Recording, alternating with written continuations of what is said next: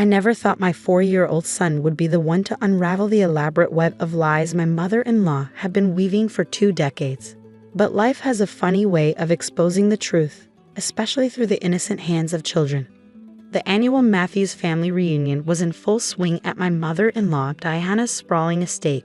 She'd spent weeks preparing for it, making sure everything was perfect, from the catered food to the color-coordinated decorations that matched the professional photographer's backdrop. Diana Matthews was nothing if not meticulous about appearances. Everyone gathered around.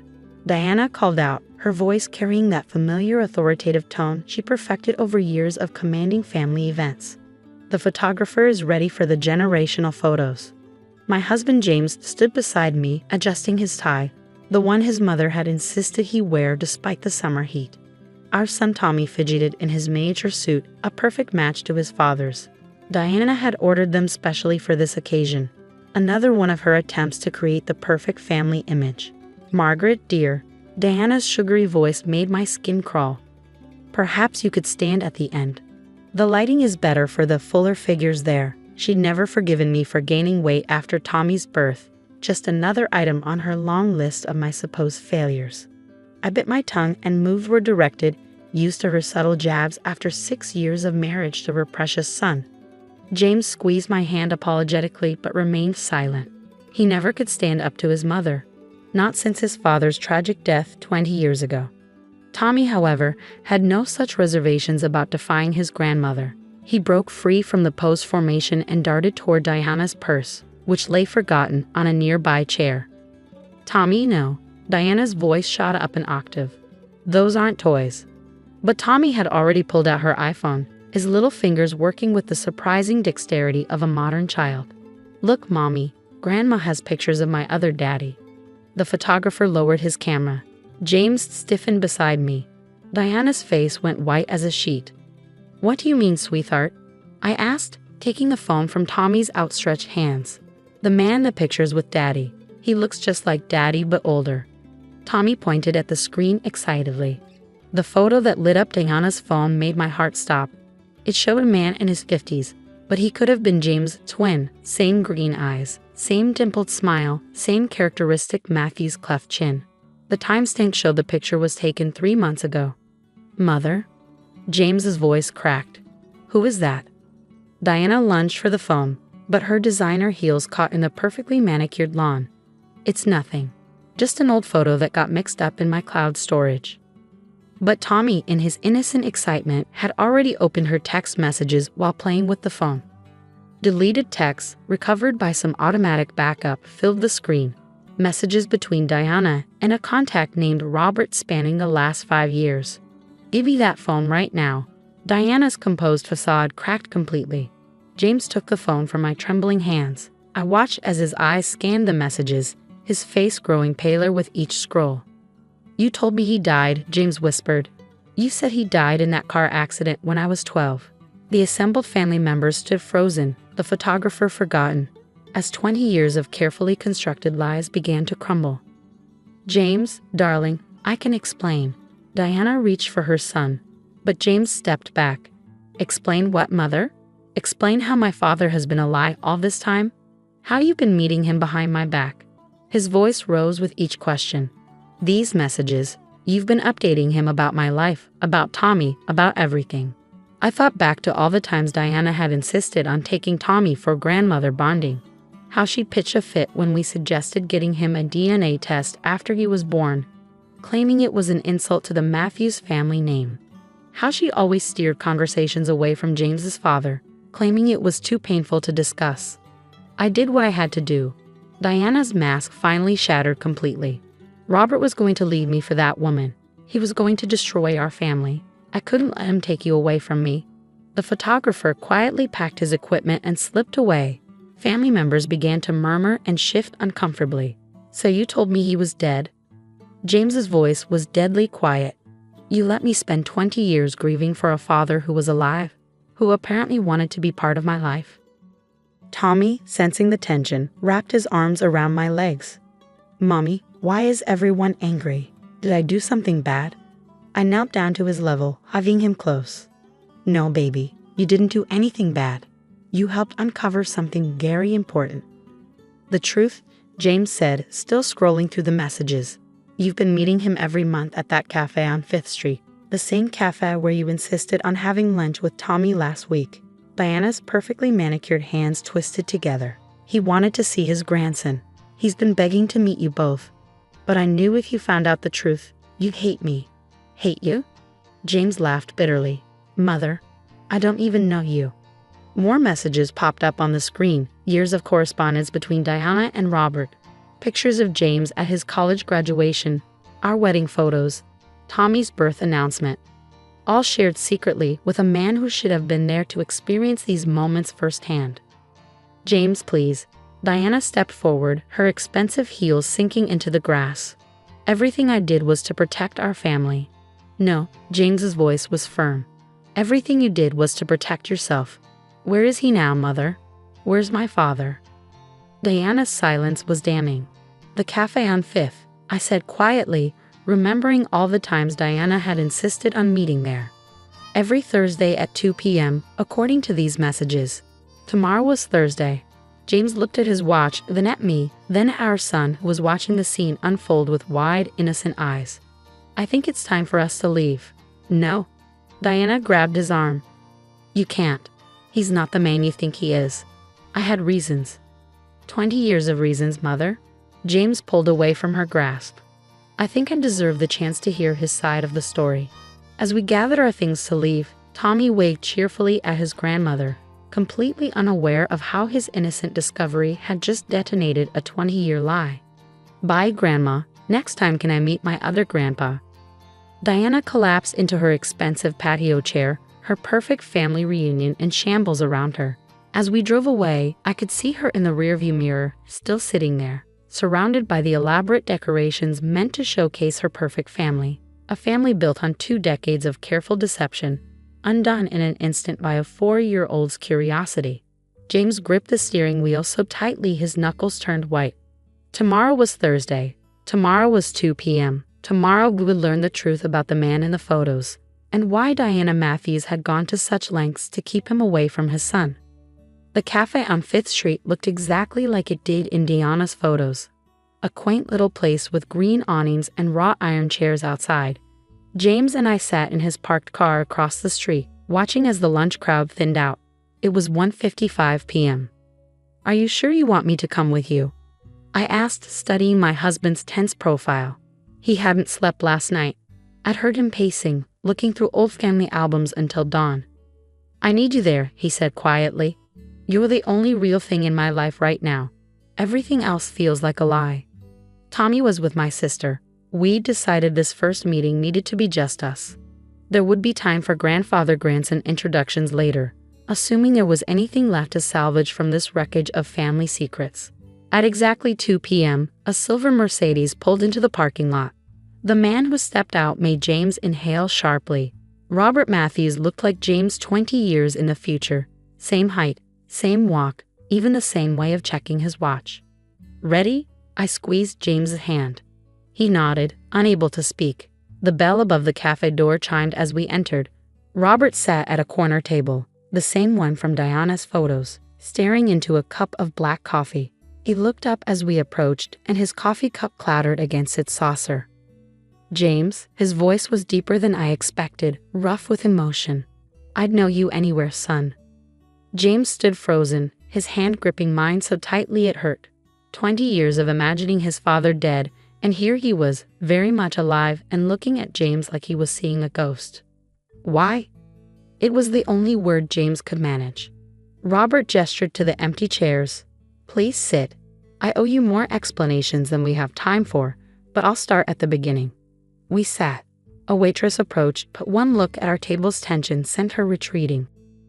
Your mother, Robert began, then stopped, collecting himself. Diana was always intense about family. When we started having problems in our marriage, she couldn't handle the idea of divorce. It would ruin her perfect image. So you let her tell me you were dead. James's voice cracked. Robert's face crumpled. No, God no. I had no idea she'd done that until years later. She told me she told you I abandoned the family, that you wanted nothing to do with me. She had full custody, and her family had powerful lawyers. She threatened to make sure I never saw you again if I tried to contact you directly. But you've been meeting her here, I said, thinking of the texts, all these years. Robert nodded. It was her condition. She would show me photos, tell me about James's life, but only if I stayed away, only if I played by her rules. I thought it was better than nothing. At least I could see you grow up, even if it was just through pictures. You could have fought harder, James said, but his voice had lost its edge. I did, at first, but Diana had evidence, fabricated evidence, of things that would have destroyed any chance I had at custody. And then, when you were 15, she showed me a letter. What letter? A letter supposedly from you, saying you never wanted to see me again. That you believed I abandoned you. It was in your handwriting, or what looked like your handwriting. I found out years later she had your cousin practice copying it for weeks.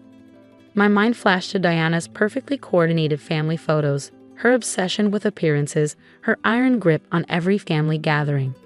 How far would she go to maintain that control? When did you find out I thought you were dead? James asked. 5 years ago, I ran into your old high school friend at a business conference. He mentioned how well you turned out despite losing your father so young. I almost had a heart attack right there. James stood up abruptly, his chair scraping against the floor. For a moment, I thought he was going to leave, but instead he walked around the table and did something that made my heart ache. He hugged his father. Robert broke down, his shoulders shaking as he held his son for the first time in 20 years. Other cafe patrons pretended not to stare at the two grown men crying in the corner. When they finally separated, Robert wiped his eyes with a napkin. I've missed so much. Your graduation, your wedding, my grandson. Tommy, James smiled slightly. He's the one who found you, in Diana's phone. I know, she was furious about it last week. She'd been bringing him here, letting me see him from a distance. Said it was the best she could do. Robert's hands clenched. I watched my own grandson play in the park across the street, not allowed to even wave at him. That stops now, I said firmly. Both men looked at me. Tommy deserves to know his grandfather. And Diana needs help. She's sick, Robert agreed. The need to control everything, elaborate lies. It's gotten worse over the years. Last month, she started talking about moving to another state with Tommy during summers, to protect him from bad influences. James went pale. She was planning to take our son. I think that's why she finally started letting me see Tommy from afar. She knew she'd need allies if her plans fell apart. She's always been good at keeping emergency backups. The waitress finally braved returning to our table. We ordered coffee, and as she walked away, Robert pulled out his phone. I have something for you, he said, opening his gallery. I've kept every photo Diana ever sent me of you, James. Every article about your achievements, every milestone. I know it doesn't make up for not being there, but I want you to know I never stopped loving you, never stopped wanting to be your father. As James scrolled through 20 years of collected memories, I checked my own phone. 3 missed calls from Diana and a text. Whatever he's telling you is lies. Come to the house. We need to talk about Tommy's future. I showed the message to James and Robert. Something hardened in Robert's eyes. She won't stop, he said. Not unless someone stops her. James looked at the message, then at his father, then at me. I think it's time we all paid Mother a visit. Together. As we stood to leave, Robert hesitated. There's one more thing you should know. About why Diana's so obsessed with Tommy's DNA test. The truth he revealed next would shake the Matthews family to its core, and make Diana's desperate need for control suddenly make terrible sense. The drive to Diana's house was silent, each of us processing Robert's revelation. The Matthews family fortune, passed down through generations, had a strict biological hair clause. Diana hadn't just been protecting her perfect family image. She'd been protecting a $30 million inheritance that rightfully belonged to her stepson. James wasn't Diana's biological child. She married my father when I was 6 months old, Robert had explained at the cafe. My first wife, your biological mother, died in childbirth. Diana adopted you legally, but the family trust specifically excludes adopted children. She's been terrified for decades that someone would discover the truth. Now, as we pulled up to the Victorian mansion, we saw Diana pacing on the front porch. She froze when she spotted Robert in the car. How dare you bring him here? She shrieked as we approached. This is private property. Is it, Mother? James's voice was ice cold. Or should I even call you that? Diana's face went through a series of emotions: shock, fear, calculation, and finally, a kind of desperate rage. Whatever he told you is lies. I raised you. I loved you when your real mother abandoned you. My real mother died bringing me into this world. James cut her off. You've dishonored her memory with every lie you've told. I protected you. Diana's perfectly manicured hands trembled. That trust would have gone to Robert's gambling addict brother if anyone knew the truth. I made sure you got what you deserved. By lying to me my entire life, by keeping me from my father, by trying to control my son's DNA test because you were afraid it would expose the truth about me. Diana's eyes darted between us. Everything I did was for this family. No, Robert stepped forward. Everything you did was for yourself. I found the trust documents, Diana. James was always the legal heir, adoption or not. Your lawyer confirmed it 20 years ago. The color drained from Diana's face. What? The biological clause was amended in 1989. You built this entire web of lies for nothing. Diana staggered back, ripping the porch railing. No, that's not possible. I saw the documents. You saw what your father wanted you to see, Robert said quietly. He never trusted you with the real documents because he knew how you'd manipulate them. 2 decades of unnecessary deception, of manufactured grief, of controlling manipulation, all crumbling in the late afternoon sun. I have proof of everything, Robert continued. The faked death certificate, the forged letters, the falsified evidence you used to threaten me. The trust attorneys are already reviewing it all. Diana's carefully cultivated facade finally shattered completely. She sank onto the porch steps, her designer dress getting dirty for the first time I could remember. I just wanted to keep our family perfect, she whispered. I couldn't let anyone know I wasn't your real mother. I couldn't let them whisper about us. Instead, you let me believe my father was dead. James's voice broke. You let me grieve for 20 years while he sat across the street watching his own grandson play.